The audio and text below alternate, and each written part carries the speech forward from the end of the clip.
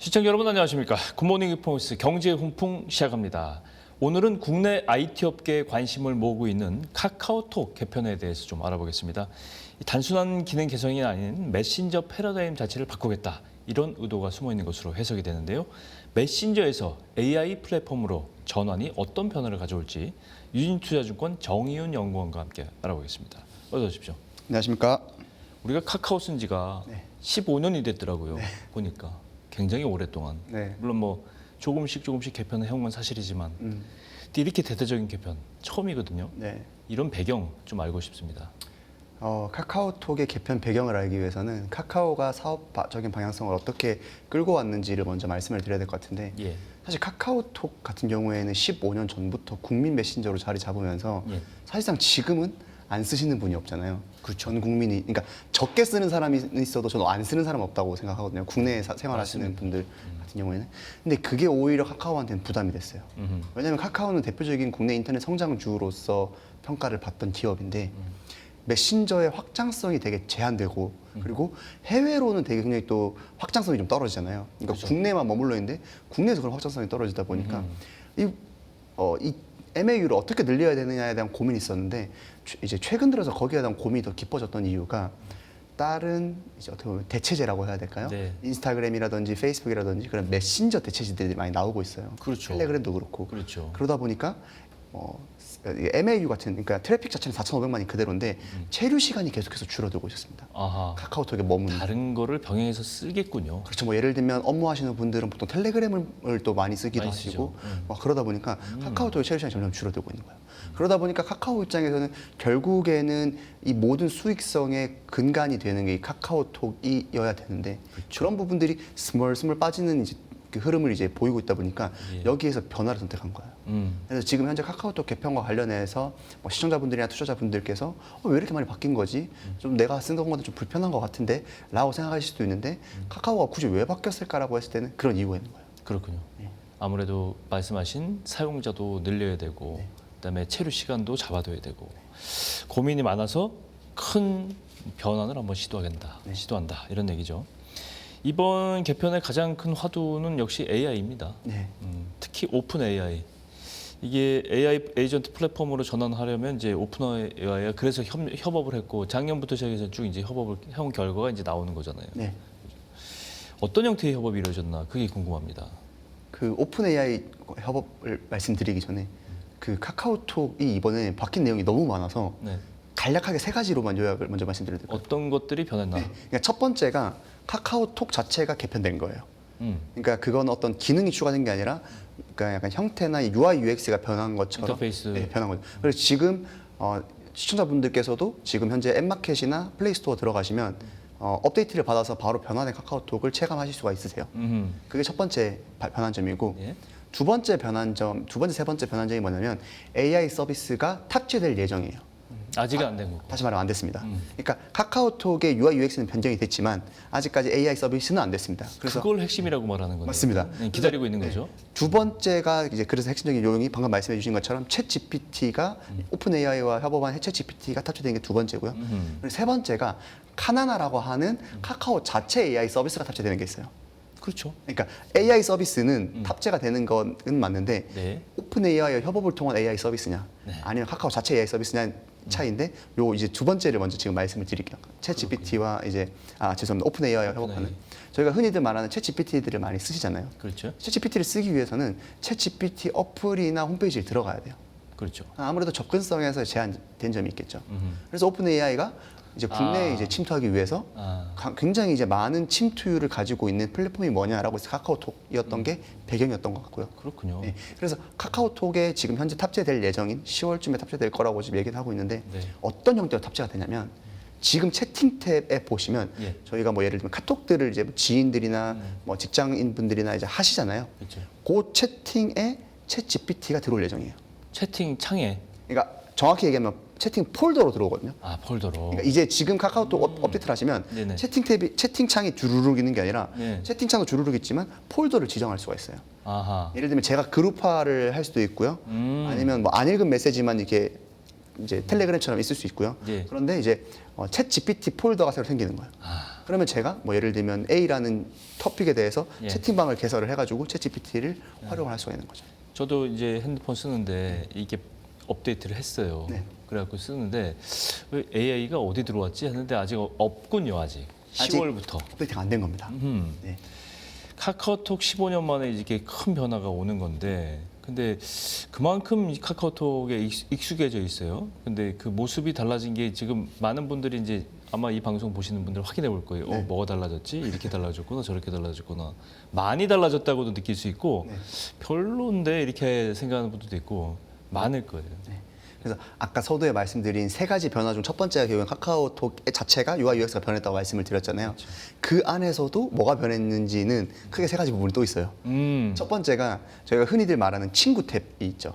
첫 번째 탭. 있죠. 예, 그래서 거기 원래 첫 번째 탭에서는 프로필 사진이 제일 처음에 나와 있고 저의 프로필 사진이 예, 예. 제일 먼저 나와 있고 그 밑에 친구 이제 프로필 사진하고 쭉 나와 있죠. 업데이트한 친구 프로필 맞아요. 칸이 있고 그 밑에 생일 칸이 있어요. 생일 있죠. 예, 오늘이나 어제 생일 가릴 수도 있고. 네, 안 맞습니다, 할 수도 맞습니다. 그리고 그 밑에 제 친구 목록이 가나다 순으로 이제 주르륵 있는 게 그렇죠. 원래 형태였는데 네네네. 이제 바뀐 형태에서는 어떻게 되냐면 제 프로필이 있는 건 똑같습니다. 네. 그리고 그 밑에 업데이트한 친구가 있는 것도 똑같아요. 네. 그러면 그 밑에는 원래 생일이 나와야 되잖아요. 네. 그 밑에 뭐가 나오냐면 이제 그 프로필 업데이트한 사람의 사진이 이제 큰 화면으로 떠요. 제가 지금 실시간으로 보고 있어요.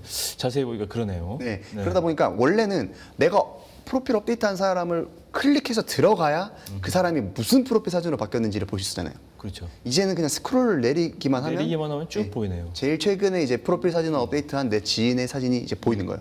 거기 추가적으로 거기에서 좀 인스타그램에 되게 유사한데 좋아요도 누를 수 있고 댓글도 달 수 있는 기능이 이제 생긴 거죠. 아하. 이제 아까 제가 서두에 배경을 말씀을 드렸잖아요. 제가 배경이 체류 시간을 좀 더 늘리기 위함이 컸다고 하잖아요. 이걸 보면은 늘리겠네요. 그래서 그거를 조금 더 늘려봐라고 하는 게 카카오의 관점인 거고. 그리고 두 번째 탭 채팅 탭은 아까 제가 조금 말씀을 드렸는데 채팅 탭이 크게 바뀐 건 없거든요. 근데 이제 채팅 탭 안에서 채팅 폴더가 생겼습니다. 채팅 폴더라고 해서 이제 두 번째 탭에 들어가 보시면 위 상단에 이제 전체 채팅 탭도 있지만 다른 채팅 탭을 만들 수가 있어요. 예. 예를 들면 뭐 연합 인포맥스 관련 이제 분들 뭐 이렇게 쭉 할 수도 있고. 채팅방 폴더가 있네요. 맞습니다. 그래서 이제 그게 두 번째 탭이고 세 번째 탭을 들어가 보시면 세 번째 탭 많이 안 들어가시는 분들도 계실 텐데 원래는 오픈 채팅방이었어요. 그러니까 좀 더 프라이빗한 게 덜한 아하. 이제 오픈 채팅 탭이었는데 거기에 이제 뭐가 또 새롭게 추가되냐면 이쪽을 보시면 쇼폼이라고 클립이 추가가 됐어요. 있네요. 예. 쇼폼. 그러니까 쇼폼이라고 하는 거는 저희가 유튜브나 네. 이제 인스타 같은 거 보면 쇼폼 클립들 최근에 이제 컨텐츠를 많이 하잖아요. 네이버도 지난해 이제 쇼폼 컨텐츠를 이제 메인 화면에 이제 넣으면서 트래픽을 늘리고자 했는 건데 카카오도 이제 그 쇼폼 클립을 넣은 거죠. 그 쇼폼을 들어가서 보다가 이게 너무 재밌다. 그러니까 뭐 예를 들면 인스타나 유튜브도 보다가 재밌으면 카톡방에 공유를 하잖아요. 그렇죠. 그럼 이제 URL을 이제 복사를 해서 붙여놔요. 붙여넣는 그런 과정이 필요한데요. 이건 아니. 이 같은 경우에는 그냥 바로 전달. 바로 공유하기 버튼을 누르면 채팅방에 그대로 바로 넣을 수가 있는 기능이 생긴 이 거죠. 화면도 알고리즘에 의해서 개인화되겠죠, 당연히. 그쵸, 맞습니다. 제가 요즘에 관심 있는 게 나오네요. 다. 근데 이렇게 혁신적이어도 결국 카카오가 이렇게 하는 이유는 수익 때문에 그런 거잖아요. 맞습니다. 뭘로 돈을 벌 겁니까? 이렇게 질문을 하면 뭐 어떻게 대답하십니까? 크게 이제 두 가지 정도로 말씀드릴 수 있을 것 같아요. 첫 번째는 새로운 수익원입니다. 그 새로운 수익원이란 건 뭐냐면 구독료예요.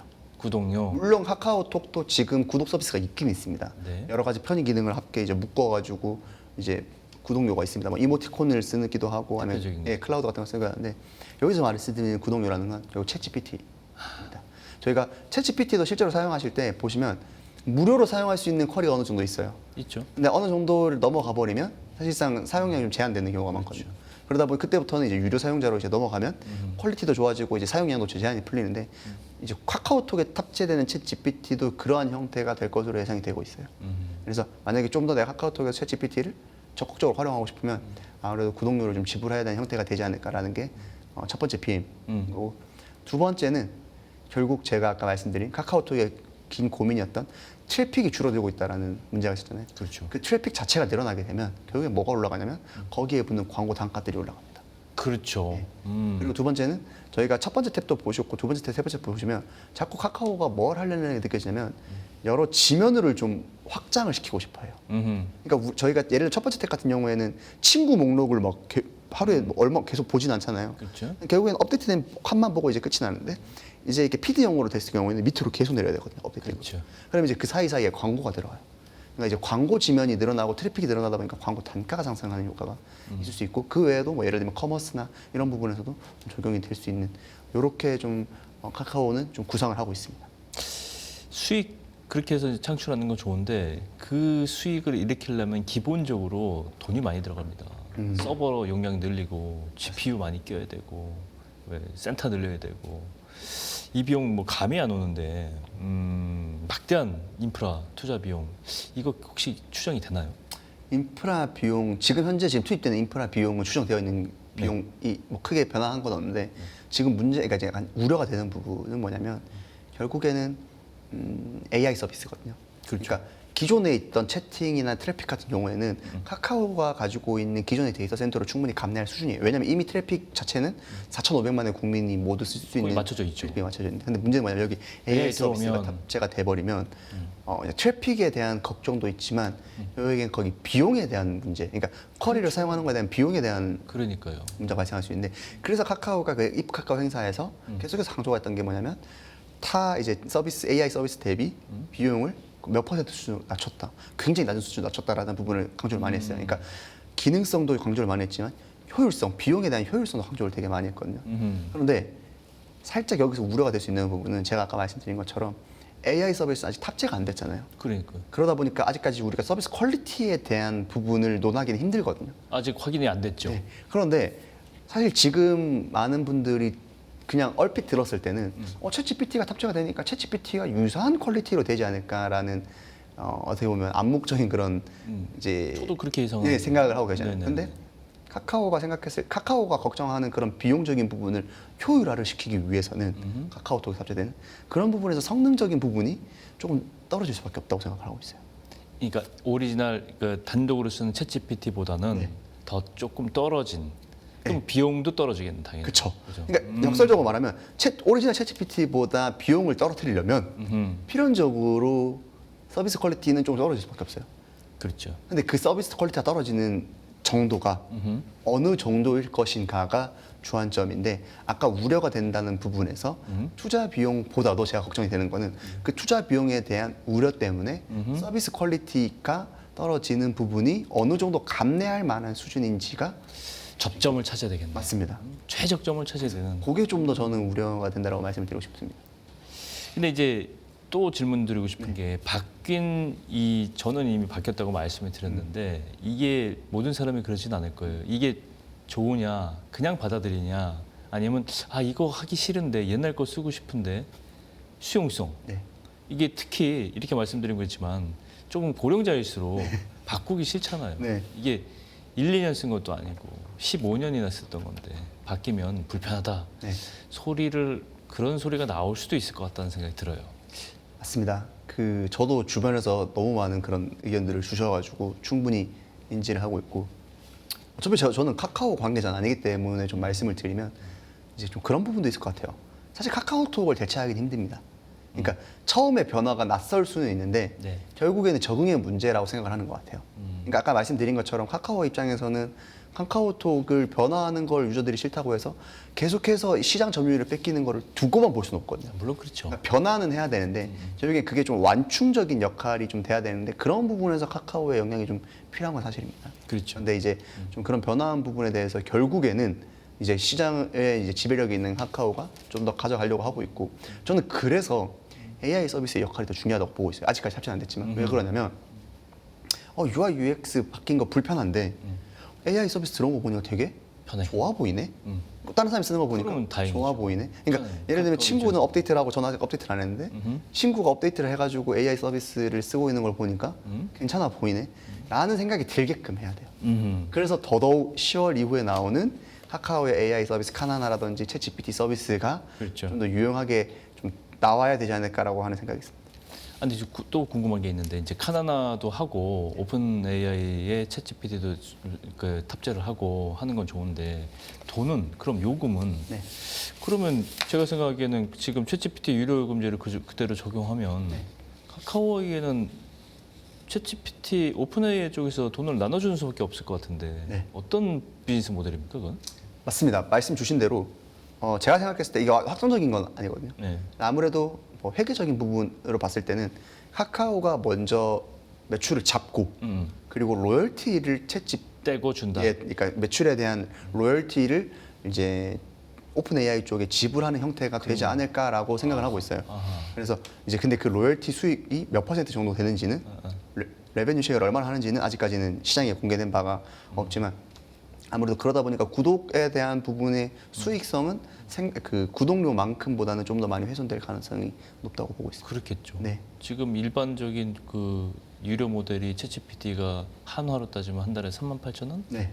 그 정도에서 과연 이거를 챗GPT를 싣고서 얼마를 받아내고 얼마를 로열티를 줄 것인가 이게 이제 남아 있는 숙제다.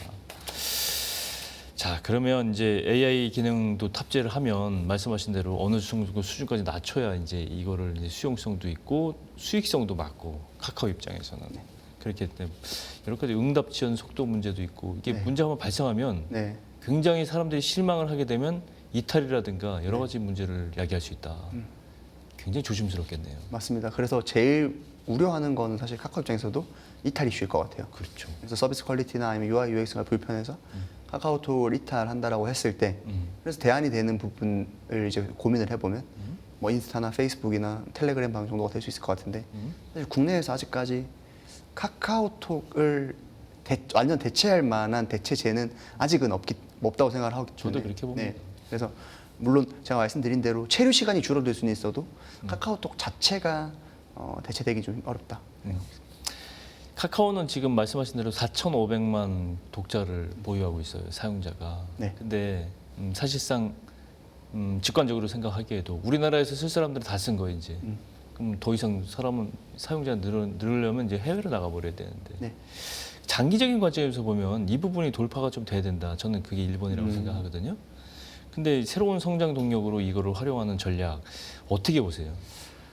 그러니까 이게 카카오도 그런 고민을 안 했던 건 아니에요. 하겠죠. 그러니까 제가 아까 말씀드렸던 배경 중에 왜 카카오톡에 이제 어떻게 보면 너무나도 빠르게 성장했어가지고 높았던 트래픽이 부담이라고 말씀드렸잖아요. 4,500만에서 인구가 늘어나야 되는데 인구가 늘어나기 힘드니까 그러다 보니까 좀 해외 쪽으로 이제 진출해야 되는데 사실 메신저 앱 기능 자체만으로 해외 시장을 타겟하기는 쉽지가 않아요. 그렇죠. 왜냐면 그 국가에도 그 국가가 다 이미 쓰고 있잖아요. 장악하고 네. 예를 들면 일본 같은 경우에는 라인이 이미 라인이 다 장악하고 장악하고 네. 있죠. 오히려 라인은 한국 기업인데 한국에서는 장악 안 되고 일본에 지금 장악돼 이제 되게 이게 메신저가 락인 효과가 있어요. 한번 맞습니다. 들어면 못 나가요. 맞습니다. 그게 락인 효과가 있기 때문에 카카오도 그런 고민이 있어요. 그러다 보니까 이 시장을 어떻게 타겟할까 했을 때 메신저로 타겟하는 게 아니라 컨텐츠로 타겟하자라는 생각을 먼저 했었어요.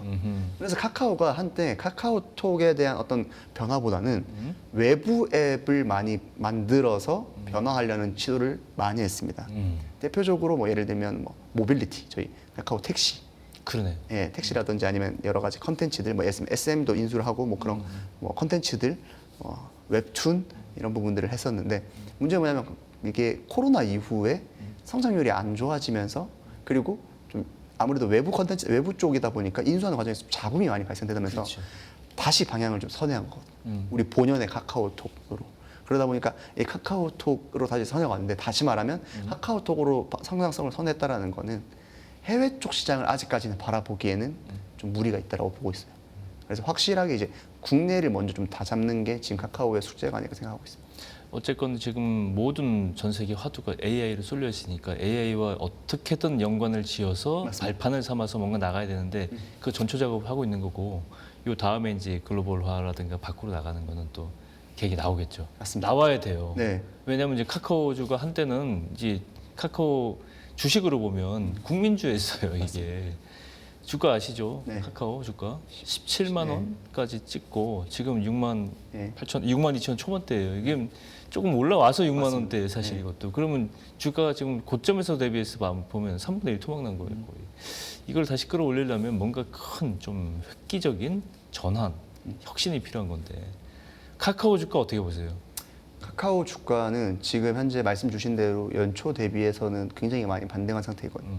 아무래도 카카오의 저는 사업적 방향성은 옳다고 생각하고 있어요. 왜냐하면 결국에는 아까 말씀드린 그러한 배경 속에서 반등을 하기 위해선 새로운 성장 동력을 찾아야 되는데 그런 새로운 성장 동력이 현재 지금 전 세계적으로 좀 화두가 되고 있고 네. 서비스에 대한 좀 관심도가 높은 AI 쪽이라는 테마를 잘 설정을 했다라고 보고 있습니다. 네. 그리고 오픈 AI와의 협업을 통해서 그런 기술적인 제휴나 이런 부분도 잘 해내고 있고 그리고 그 기대감이 충분히 지금 주가에 반영되어 있는 것 같아요. 근데 이제는 결과로 보여줘야 될 차례거든요. 그렇죠. 10월 이후에 나오는 서비스가 오늘 말씀드린 사실 제가 오늘 이 자리에서 말씀드린 내용은 굉장히 상당히 좀 일부분이에요. 그래서 보고서나 이게 추가적인 부분을 좀 보시면 좋을 텐데 챗 GPT AI 서비스 외에도 카카오가 자체적으로 카나나 AI 서비스 같은 것들을 많이 출시할 예정이에요. 그러니까 이건 단편적으로 자 출시했습니다 땡 이게 아니라 향후에 계속해서 새로운 에이전트를 도입하면서 추가를 할 예정이에요. 그래서 그런 부분들의 방향성 자체는 저는 카카오의 성장성에 있어서 굉장히 좀 긍정적이라고 보고 있습니다.